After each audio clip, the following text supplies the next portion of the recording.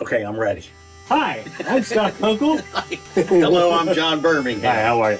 We used to be in a band called 78 West, and we are excited to finally bring our music into the streaming era.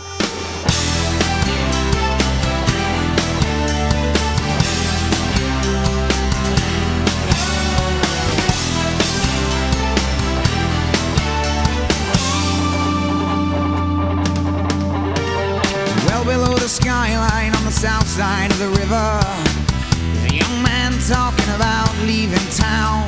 We had a band Right. called Michael's Missing, and the four of us, you, me, Austin, and Kevin, living in the same house on 519 Newman Springs Road. Live entertainment every night.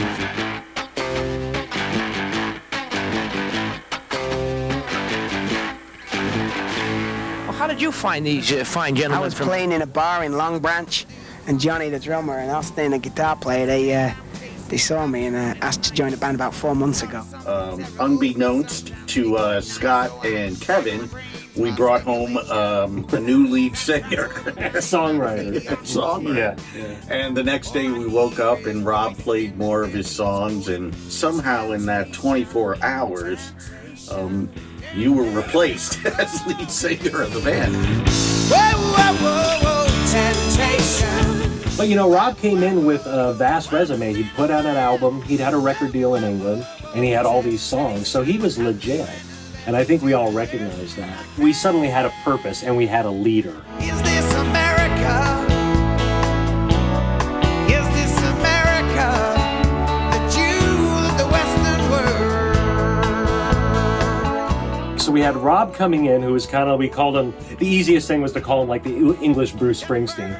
And he had the four of us who were musically much more adventurous. So you kind of smash those two things together, and that's kind of how our sound formed. Yep. So I look in the mirror. we were on the Jersey Shore, the best place in the early 90s for a cover band to be, because that's where all the clubs were, and especially in the summer and stuff like that. Rob lived here in Reading on the weekends with his wife Sarah, but he would come out during the week. Rob, every morning we'd come play a new song, we'd learn it, and throughout the day we'd work on the songs, we'd be drinking beer, and then at night we would record the song, wake up the next day and do it again. Everyone was plugged into the mixing board so we could hear the stereo mix of what we were doing in the headphones. So we'd get all our levels, all of our mix. So we're writing a song and mixing the recording at the same time, which was pretty cool. Right, yeah. So it was very prehistoric, but for the time, it was, the best we could do. Yeah, and it sounded great. We loved it.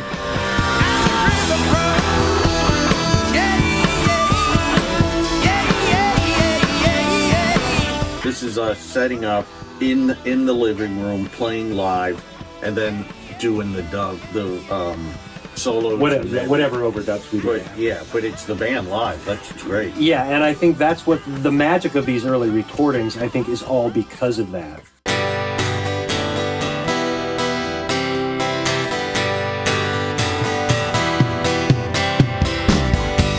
We still had gigs, so Michael's Missing would still play bars because we still had to bring our money in. We opened up Michael's Missing, then maybe we would do Fire Tribe in the middle, and then Michael's Missing to end it.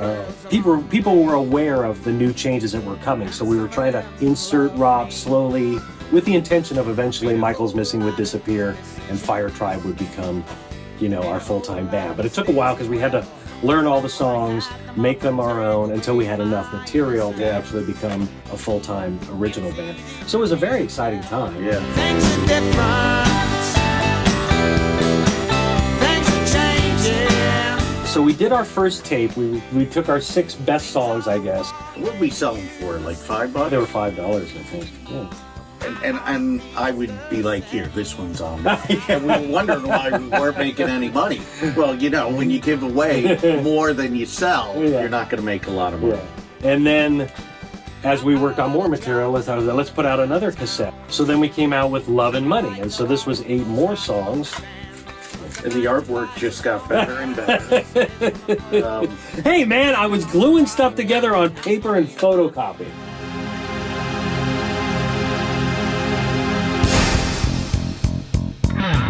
So on the second cassette, we got a lot better at our recording technique. So this group of songs definitely sounds a million times better than the initial group of songs.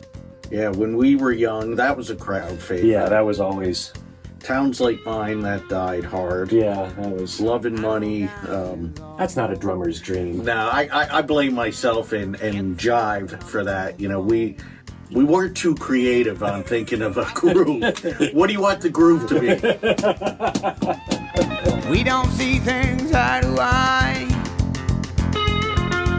Soak Up the Pain is a great song. Yeah. The sky has gone Bible black, and the moon is full. And I think Soak Up the Pain became one of our songs. You know, when we did Temptation or Is This America, that was a Rob song, and what can you guys put under it? But Soak Up the Pain, Rob wrote it when he was in the band with us, Right. and we all played a part in creating that song. Like most of this first initial group of songs, Rob had already done and done demos of either in England or in Nashville. Yeah. Some songs were brand new, like he had just written those. Yeah. So there was no template for us to have to copy or emulate. We just kind of went nuts. Yeah. So I walk down through the sand, and I stand waist deep in the water. White horses are coming to get me. I think the first one is a better, if you want to say better, cassette. But Soak Up the Pain on this makes Love and Money a keepsake. So go out and buy Love and Money. No, they're all on the same album. Oh, sorry. So we put them all. Everything's on. Oh, so they get those. Yeah, it's a hell You of a get deal. double the good. You get. Call us now, 1-800-FIRE-TRIBE. And I'm praying for rain. I'm praying for rain. And then eventually we found out that there was another band in Delaware called Fire Tribe. And then we just said, Then we forget changed. it, let's change our name. Let's do something really creative and call ourselves 78 West. Same albums, but then when we decided to change the 70, We're back with a new name. Same songs. the same crappy artwork. And one more night is all that I have with you. Tom was not a manager per se. He ran a very successful ski shop here in Reading. He had a lot of money, a big farm, and Tom was a very persuasive, charismatic person. When he would talk things like, "Oh, we're going to do this, we're going to do that, we're going to be," you believed it. Yeah, we yeah. all kind of. And he found us a farmhouse, which was a nice old farmhouse, 2 stories, 4 bedrooms. It was perfect for us. Yeah. It was in a little valley, surrounded by forest, so we were completely out in the middle of nowhere. Yeah, we could be as loud as we wanted. We could do what we wanted. We didn't have any neighbors. And you have 5 young men wreaking havoc in the middle of nowhere. Right. You're gonna do something creative, and that's what we did. If I don't come here anymore. But during that whole time, we're playing more and more in Reading. We're getting a following in Reading. We're developing friendships in Reading. Tom, our manager, put on a couple showcases for us. We played at the Majestic Theater. I mean, that was our first gig. Yep. He rented this theater. He told all of his friends it was mandatory to come watch us, but they liked us. So we started to make inroads into Pennsylvania, started playing the local bars here.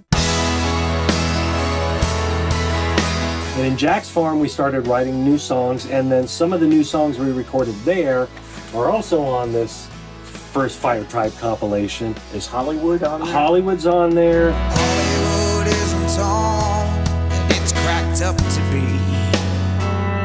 If It Was Easy. Wow. If it was easy. So that's it. That's basically the story for this first album.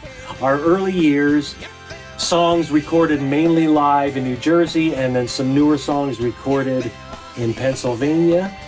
And That's part 1. then we'll continue with whatever it takes.